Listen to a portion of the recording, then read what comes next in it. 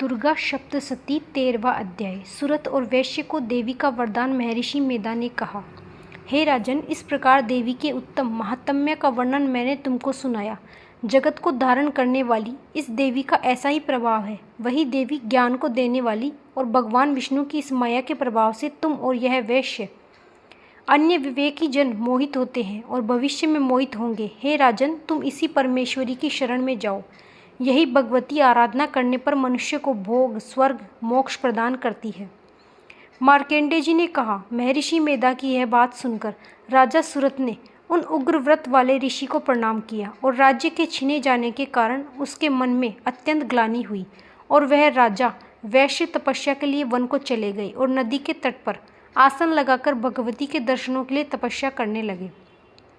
दोनों ने नदी के तट पर देवी की मूर्ति बनाई और पुष्प, धूप, दीप, हवन द्वारा उसको पूजन करने लगे।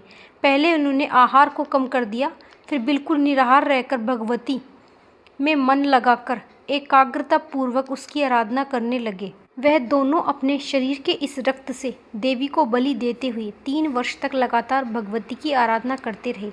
3 वर्ष के पश्चात जगत का पालन करने वाली चंडिका ने उनको प्रत्यक्ष दर्शन देकर कहा।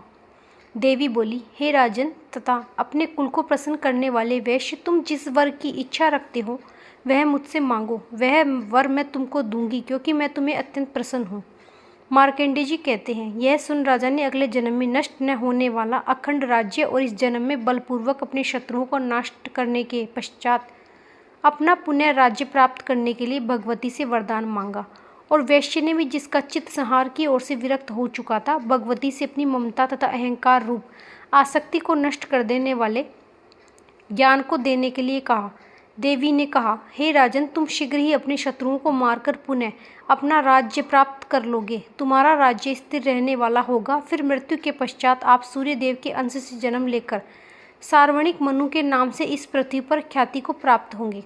हे वैश्य कुल में श्रेष्ठ, आपने जो मुझसे वर मांगा वह मैं आपको देती हूँ। आपको मोक्ष को देने वाला ज्ञान की प्राप्ति होगी।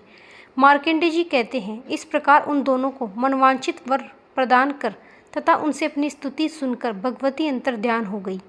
और इस प्रकार क्षत्रियों में श्रेष्ठ वह राजा सुरत भगवान सूर्य देव से जन्म लेकर इस पृथ्वी पर सार्वणिक मनु के नाम से विख्यात हुए। अध्याय 13 समाप्त।